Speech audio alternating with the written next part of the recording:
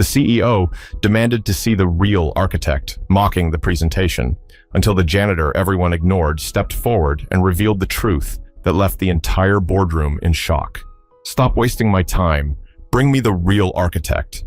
The words sliced through the air like broken glass, leaving an aftertaste of arrogance that clung to the walls of the boardroom.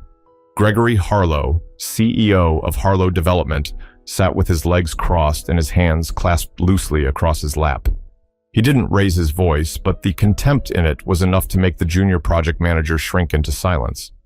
A dozen faces around the long oak table turned toward him, some with discomfort, others with the blank expression of people who'd seen him humiliate staff before. The lights overhead gleamed against polished mahogany, steel water pitchers, and untouched coffee cups. The room smelled faintly of leather and disinfectant, the kind of sterility only expensive offices could maintain. The young manager tried to find his words again, stumbling, "Sir, this is the presentation." Gregory leaned back further, a small dismissive laugh leaving his lips. "Don't insult me. You didn't design this. Someone smarter did. Where is he? Bring me the person whose brain actually made this happen." The silence grew heavier. Papers shuffled nervously. Investors from Boston and Dallas, flown in for the review of a housing project meant to reshape parts of Charlotte's struggling neighborhoods, shifted in their seats. Some glanced toward the glass walls that revealed the skyline outside, as if the city itself might rescue them from the discomfort. Then, from the far corner of the room, a faint sound broke through, the quiet clank of a mop bucket. No one paid him much attention when he entered earlier. He had been there every morning for as long as most of them could remember. The man who vacuumed the carpets before meetings began. The man who emptied bins full of half-finished reports and food wrappers after executives left. Always silent. Always invisible. But now, Samuel Okoye stood up straight. He removed the gloves from his hands, folding them neatly on the lid of the bucket. His work shirt was faded, the navy cotton stretched across shoulders that carried years of labor. His dark eyes, steady and unhurried, moved toward the table stacked with diagrams and blueprints. And then, with the calm of someone who had been waiting for this moment, not for weeks, but for a lifetime, he stepped forward. "Mr. Harlow," Samuel said, his voice low but clear, "I designed this project." The room snapped awake. Every chair creaked. Every pair of eyes locked on him. A janitor, claiming ownership of the very project that had investors writing checks with 7 zeros. Gregory's lips curled into a smirk. "You?" He let the word drag out, coated with disbelief. "You sweep floors, Mr. What did you say your name was?" "Okoye. Samuel Okoye," he replied. He didn't flinch, didn't lower his voice. He walked closer to the table and rested a finger on the stack of drawings. "And yes, I sweep floors, but I also spent 2 years designing every line of what you see in front of you." One of the investors, a woman in her 60s wearing a sharp navy suit, leaned forward. "Wait, are you saying you're the architect of this?" Samuel nodded once. "The blueprint is mine. The concept of mixed-income housing, the rooftop solar grids, the stormwater systems designed for flood prevention, it's my work." He turned his gaze back to Gregory. "And if you'll allow me, I can explain why it matters." The CEO laughed again, but the sound rang hollow this time. "This is ridiculous. Do you expect us to believe that my firm has been employing some kind of janitor genius?" Samuel's reply was steady. "I don't expect you to believe. I expect you to listen." A murmur passed through the room. People whispered behind hands. Someone coughed just to cut through the tension. And yet, Samuel pressed on. He unrolled one of the large diagrams and held it flat against the table.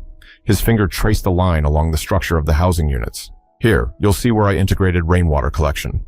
Charlotte had record flooding 3 years ago. This design prevents families from losing their homes again." Another finger moved across the page. "This section provides affordable housing units alongside market-rate condos. If you ignore that balance, you'll force families out of their neighborhoods. But keep it, and you'll stabilize communities instead of tearing them apart." The more he spoke, the quieter the room became. Even the investors, who had seemed skeptical, leaned closer, drawn not by authority, but by conviction. Gregory sat frozen, the color draining slightly from his face. For years, he had built his reputation on commanding a room. But in this moment, it wasn't his voice that carried weight. It was the voice of the man no one had thought to notice. But what Samuel revealed next would turn quiet disbelief into raw tension that threatened to split the room in two. The silence that lingered after Samuel's words wasn't just surprise, it was confusion. The janitor had spoken with authority, yet most of the executives in the room had no idea who he really was. To them, Samuel had always been part of the background, as ordinary as the coffee machine or the faint smell of polish on the conference table. But to understand how he had ended up here, you have to know where Samuel came from. Samuel Okoye was born in Newark, New Jersey, to parents who had immigrated from Nigeria. His father worked long shifts at the port, while his mother kept 3 jobs, cleaning houses, cooking at a diner, and caring for elderly neighbors to make sure their children stayed in school. From a young age, Samuel's love of drawing was more than a hobby. He didn't sketch cars or comic heroes the way other kids did. He drew buildings, streets, bridges, whole neighborhoods. By the time he was in high school, his teachers noticed his talent. One geometry teacher, Mrs. Benton, once told him after class, "Samuel, you don't just solve problems, you see them before they exist. That's what makes an architect." He never forgot her words. He worked his way through Rutgers University, studying architecture, often balancing late-night shifts at a grocery store to pay tuition. For a while, everything seemed to be lining up. Internships, scholarships, a career path. Then came 2008. The housing crash didn't just wipe out Wall Street portfolios, it gutted opportunities for young architects. Firms shut their doors, promises of jobs disappeared overnight. Samuel, fresh out of school with a degree but without connections, found himself applying for work anywhere that would have him. At first, he thought the janitorial job at Harlow Development would be temporary, just a stopgap until he got licensed and found an opening. But months became years. The work was steady, the paycheck reliable, and his pride didn't allow him to sit at home doing nothing. He swept floors, emptied trash, replaced light bulbs in the same office where developers and designers laid out blueprints he knew he could have created. Yet Samuel never stopped sketching. He bought graph paper with his own money and carried notebooks filled with designs. He stayed late in the office some nights, quietly studying the plans others left behind, refining them in his mind. On weekends, while other workers rested, he spent hours researching new sustainable materials, reading about green energy solutions, and keeping his knowledge sharp. He didn't flaunt it, but he didn't hide it either. A few staffers had noticed. The receptionist once saw him scribbling lines that looked too precise for doodles. One of the accountants glimpsed his binder stuffed with design drafts, but no one asked. After all, he was just the janitor. Still, Samuel kept pushing. He believed opportunity had a way of revealing itself, but only if you were ready when the moment came. That moment arrived 6 months before the boardroom scene. Late one evening, when the office was nearly empty, he found a set of preliminary plans left behind by a junior designer. They were sloppy, riddled with mistakes that could have cost millions if they reached investors. Samuel sat down at an empty desk and, without realizing the time, worked through the night redrawing them. When the junior designer came back the next morning, expecting a disaster, he found Samuel's corrected version instead. At first, he panicked, thinking he'd be accused of incompetence, but then he presented the drawings at the next review. To his shock, the executives praised the revisions. They assumed he'd done the work himself. Samuel said nothing. He didn't want the credit stolen, but he wasn't interested in throwing anyone under the bus either. Quietly, he let the man take the applause. But word began to spread. Those corrections kept appearing in project drafts. Mistakes were fixed before deadlines, and innovations slipped into designs. No one could explain how, but it kept happening. One afternoon, an intern spotted Samuel scribbling over a copy of blueprints in the break room. When the intern asked what he was doing, Samuel simply said, "Making sure families don't get left behind in this project." The intern laughed, assuming it was a joke, but it wasn't. Behind the mop bucket and gloves, Samuel carried the weight of an architect's mind and a community builder's heart. And even though he worked in silence, his fingerprints were already on the company's future. But when Gregory demanded the real architect that morning, Samuel realized silence was no longer enough. It was time to step out of the shadows. The conference room was still thick with disbelief when Samuel finished tracing the rainwater system on the blueprint. His calm delivery had steadied the nerves of some investors, but Gregory Harlow's pride couldn't tolerate what was happening. The man who had spent years building his reputation on dominance and swagger was now being upstaged by someone he had dismissed without a second thought. Gregory leaned forward, his elbows on the table, eyes narrowing. "Mr. Okoye, do you realize what you're doing right now? You're standing in front of multi-million-dollar investors, claiming ownership of a project designed by my firm. That's not only ridiculous, it's insulting." Samuel kept his tone even. "With respect, Mr. Harlow, I'm not claiming anything. I'm explaining what I created," gasps whispered through the room. The investors exchanged sharp glances. Some scribbled notes while others leaned back in their chairs, intrigued by the boldness in Samuel's words. One of the younger executives, a man named Connor Briggs, tried to cut the tension. "Maybe we should verify the facts. Surely there's documentation of who submitted the original design drafts." Gregory shot him a glare sharp enough to end the thought. "Don't undermine me, Connor. This man is a janitor. He doesn't have the credentials, the licensing, or the authority to even call himself an architect." Samuel's jaw tightened, but he didn't raise his voice. "You're right. I don't have the license. I couldn't afford to complete the process after the crash. But knowledge doesn't vanish because paperwork is missing. Every line on these plans reflects training, research, and vision. All mine." For the first time, his voice carried an edge, not anger, but conviction. An investor named Harold Kinney, a retired real estate developer from Phoenix, leaned forward, tapping his pen against the table. "Gregory, I've been in this business for 50 years. I've seen a lot of bluffers, a lot of talkers. That man doesn't sound like either. He knows the details." Cold, Gregory's smirk faltered, but he recovered quickly. "With all due respect, Harold, you've been around long enough to know confidence can be faked." He's probably read enough scraps lying around the office to sound convincing. That doesn't make him the architect of this project. The woman in the navy suit, her name was Sylvia Torres, spoke up next. "Then let's test him. If he's bluffing, it'll fall apart." All eyes turned back to Samuel. Gregory sat back, arms crossed, a cruel smile creeping across his lips. "Fine. Let's hear your explanation for the load-bearing design on Building C. The drafts were a nightmare. Go ahead, enlighten us." Samuel didn't hesitate. He reached for the corresponding sheet, spread it flat, and pointed. The initial design failed to account for soil displacement in this area.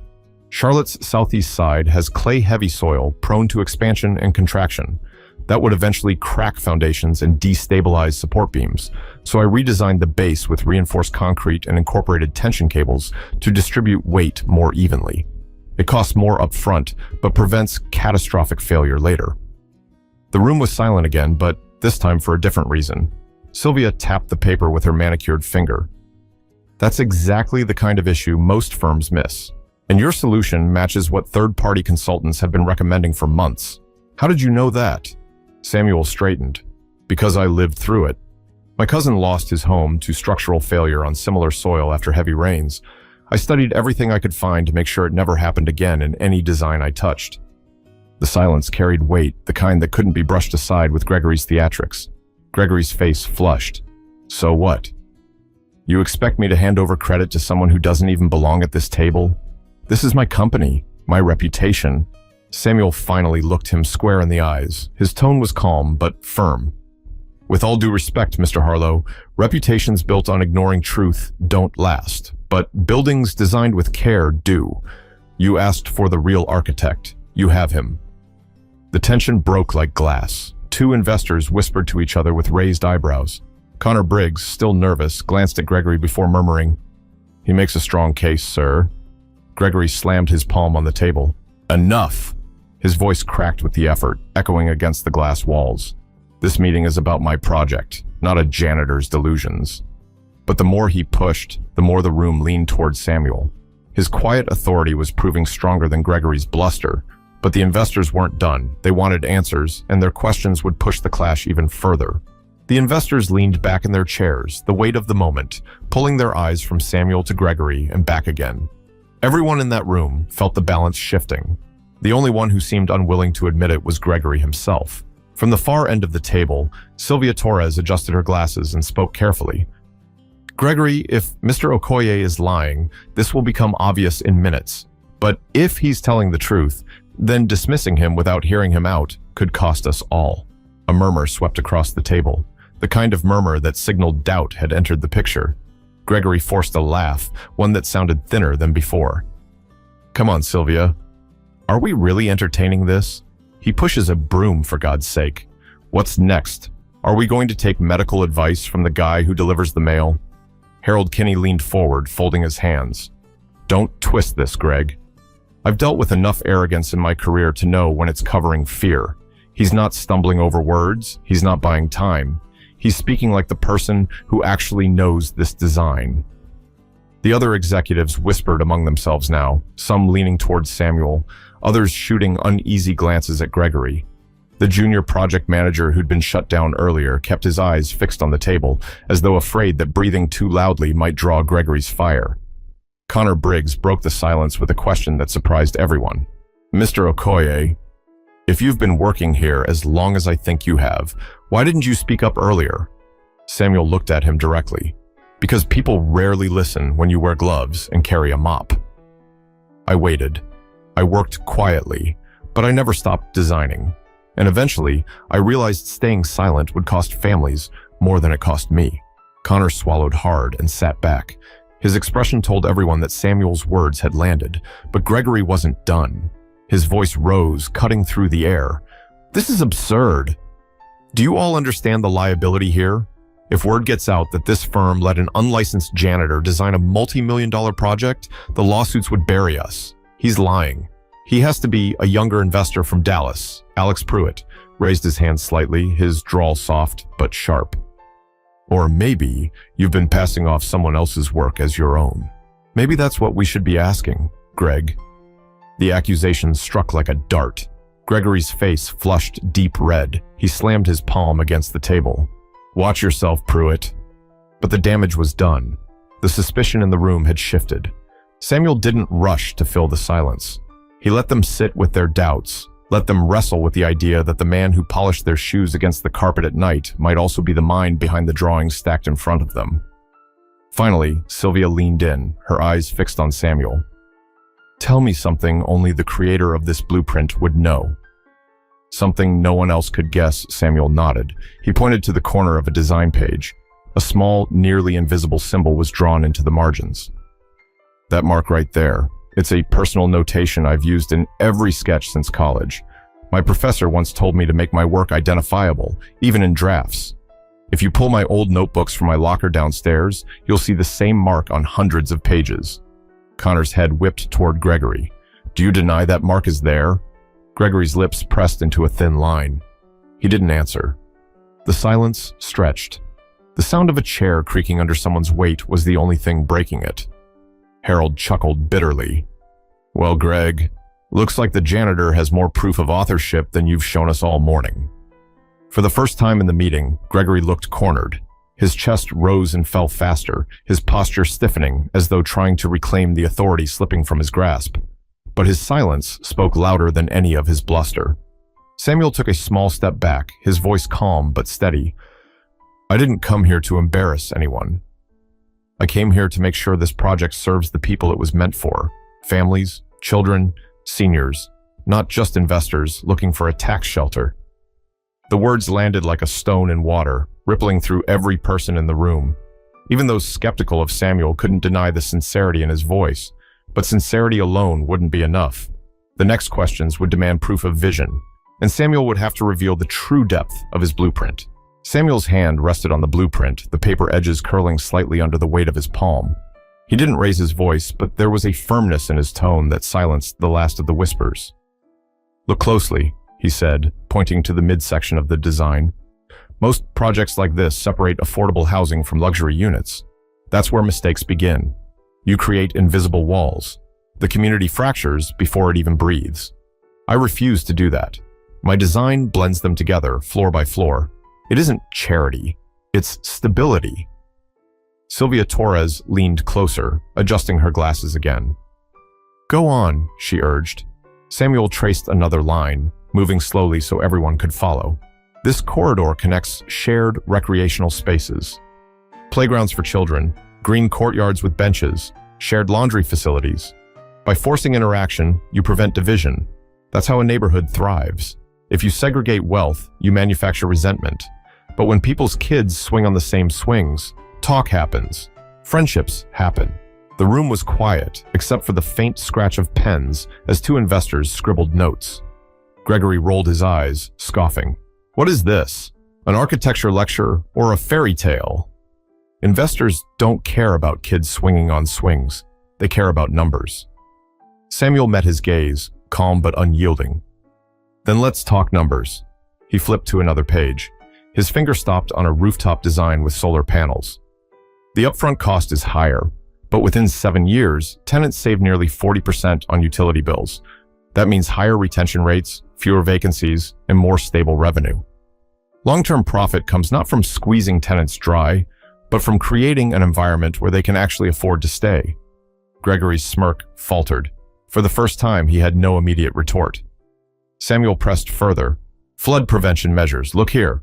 Most developers ignore stormwater, treat it as an afterthought. But ask anyone in Raleigh after last year's floods if it's an afterthought. These retention basins protect both property and lives, and they reduce insurance premiums for decades. Harold Kinney chuckled, shaking his head slowly. He's not just an architect. He's a strategist. The younger investors leaned closer, whispering between themselves. The skepticism that had filled the room minutes earlier was shifting into interest, maybe even admiration. Gregory slammed his fist lightly against the table. Enough of this circus. He's playing you. He's feeding you what you want to hear. You think this man can carry the weight of a project worth hundreds of millions? He's a janitor. Samuel looked at him, unshaken. Yes, I clean these floors. I scrub your mess. I empty your trash. But I also design better buildings than the ones your firm has produced in years. Do you know why? Because I've had to live with the consequences of poor design. I've seen families displaced.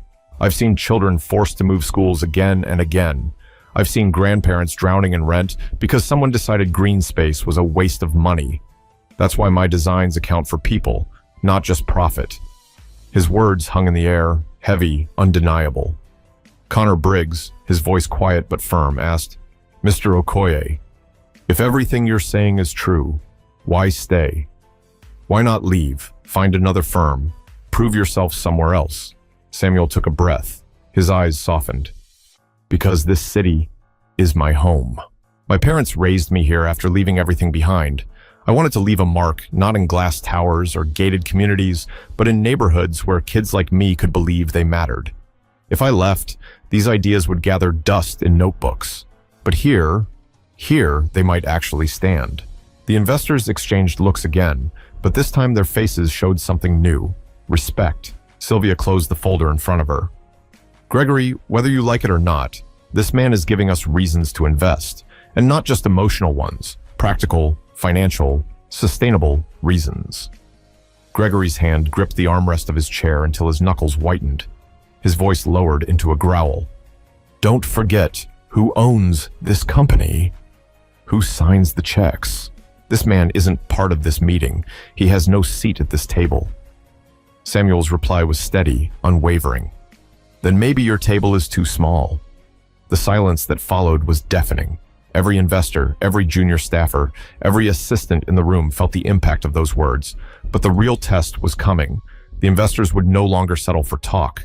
They wanted Samuel to face questions that could either elevate him as the true visionary or crush him under the weight of their scrutiny. The mood inside the conference room had shifted completely. The same executives who moments earlier had sat stone-faced now leaned in with genuine curiosity. Their pens were moving, their eyes darting from Samuel to the blueprints and back again. Even the silence seemed different, not awkward, but expectant. It was Sylvia who broke it. Mr. Okoye, she said carefully, you've given us ideas, numbers, and context. But here's what matters most to us. Can your design survive the real test? Questions, pressure, scrutiny. Because millions of dollars, and more importantly, thousands of lives, will depend on it. Samuel nodded. Ask me anything. Harold Kinney, who had been quiet for a few minutes, leaned forward, elbows pressing against the table. His voice carried the authority of decades in real estate. All right. Your project calls for green courtyards and playgrounds. Sounds lovely. But what about maintenance? What happens when weeds grow, equipment rusts, and costs balloon? Investors won't like paying for upkeep that doesn't directly raise revenue. Samuel's answer came quickly. The cost of neglect is higher than the cost of care. I've built recurring maintenance into the tenant association fees, small, predictable, and manageable. Families contribute, but they also gain.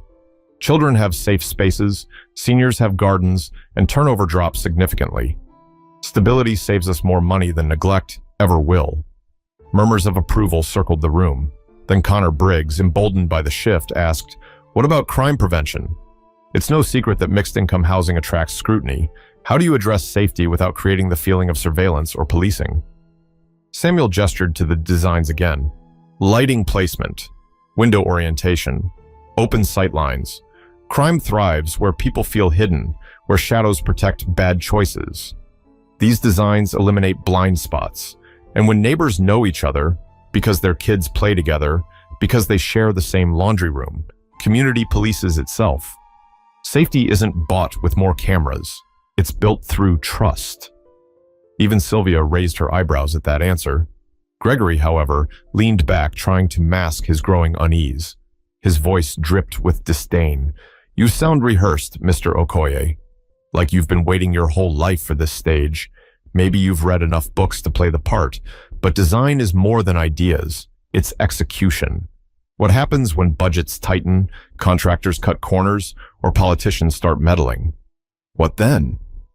For the first time, Samuel allowed himself a small smile. Then you fight for the integrity of the project. You fight for the families depending on it. If you compromise at every corner, you build nothing worth keeping.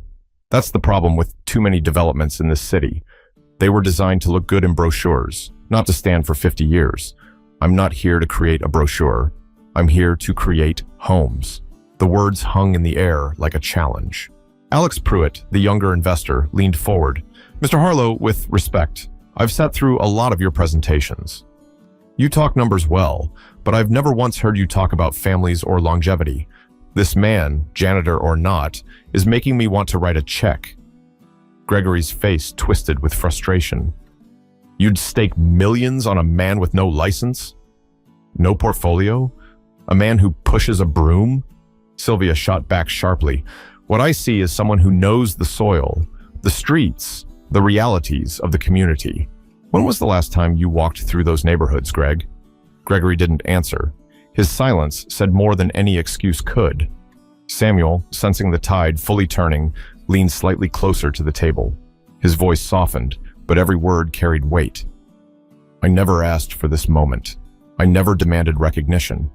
All I ever wanted was for my ideas to breathe, to prove that buildings could serve people instead of crushing them. If you reject me because I wear the wrong uniform, then so be it.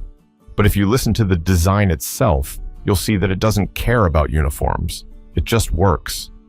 The investors were quiet again, but not with doubt, with thought. Pens clicked closed, binders shut. Their faces showed the calculation of people weighing risk against vision, profit against legacy. And in that balance, Gregory could feel his authority slipping through his fingers. But the final decision wasn't his to make. The investors were ready to turn the spotlight fully onto Samuel, forcing Gregory into a silence he could no longer control. The silence that followed was heavier than anything the room had felt all morning. Gregory sat rigid in his leather chair, his jaw tight, his fingers drumming against the polished oak. He looked less like the man in control and more like someone desperately trying to hold on to it. Across from him, Samuel stood calm and steady, his work shirt damp with sweat from nerves, but his voice unwavering. Finally, Sylvia Torres broke the silence. "Mr. Okoye," she said, carefully enunciating his name, "you've convinced me. Not because of sentiment, but because of substance. Every answer you've given has been grounded in logic, experience, and foresight. That's more than I can say for what we've heard from the top of this company today." Her words landed with the weight of a verdict. Several investors nodded. Alex Pruitt leaned back in his chair and let out a low whistle. "She's right. I came here expecting the usual song and dance. Instead, the only person giving me confidence in this project isn't even on payroll as a designer." Gregory shot to his feet. His voice was sharp, almost desperate. "This is my company. You don't get to come in here and hijack my project. Do you understand the precedent this sets? A janitor waltzing in and taking credit? If this story gets out, it'll destroy us. Harold Kinney, who had been studying Gregory quietly, finally spoke with the authority of age and experience. Gregory, what will destroy you is pretending not to see what's standing right in front of us. You've built a business on arrogance, but investors like us know the difference between arrogance and vision. This man has vision. The room murmured in agreement. Gregory's face darkened. He turned toward Samuel, trying one last time to cut him down. Even if every word you've said is true, you don't belong here. You're not licensed. You're not certified. You're not one of us. Samuel didn't flinch. He placed both hands on the table, leaning forward slightly so his eyes locked on Gregory's. His voice dropped, calm but piercing. I belong wherever truth belongs. You asked for the real architect and I answered. You can deny me recognition, you can deny me pay, you can deny me a seat at this table, but you cannot deny that these designs are mine. They speak for themselves, and in time so will history. The power in his words struck the room like a hammer. Sylvia looked around the table. We're not here to debate uniforms. We're here to invest in ideas that last, and I think it's clear whose ideas those are. Connor Briggs, the nervous junior executive, finally raised his head and spoke. Mr. Okoye, if you're willing, I'd like to work with you directly. I don't care about titles. I care about learning from someone who actually sees the people behind the buildings. For the first time, Samuel allowed himself a small smile. I'd be honored. Gregory's chair screeched as he shoved it backward. His face was pale with rage. This is mutiny, he hissed. But his words carried no weight anymore. His authority had already been stripped, not by force, but by truth. The investors turned away from him. Their attention was now fully on Samuel. Sylvia closed her binder and stood. Then it settled. We move forward with these designs. And Mr. Okoye, janitor or not, you've just secured the respect of everyone in this room. Applause wasn't loud, but it was steady, genuine. Even the staff, who had been too afraid to speak earlier, looked at Samuel differently now. Samuel didn't bask in it. He didn't gloat. He simply nodded once, his voice soft but resolute. Respect isn't earned by where you sit. It's earned by what you give. I only ever wanted to give my city a chance to breathe again. The applause grew stronger. Gregory slumped into his chair, defeated, his silence the final acknowledgement of a battle lost. The meeting ended, but the story didn't. For weeks afterward, people in the office whispered not about Gregory's tantrum, but about Samuel's courage. They spoke about the man who had carried trash cans in one hand and blueprints in the other. The man who had been invisible until he forced the world to see him. And through it all, Samuel kept showing up, still sweeping floors, still emptying bins. But now, every time he walked into a room, people lifted their heads and saw not just the janitor, but the architect of change. Because in the end, the lesson wasn't about buildings or contracts. It was about respect. Never underestimate the person you overlook. Never dismiss the quiet worker in the corner. Because the moment you do, you might just miss the genius who could change everything. So if you've ever been overlooked, ignored, or underestimated, remember this story. Respect isn't tied to a title, a paycheck, or a corner office. It's tied to truth, to effort, to the courage of standing up when it matters. And if you believe stories like this deserve to be heard, make sure to subscribe, because the next one might just change how you see the world around you.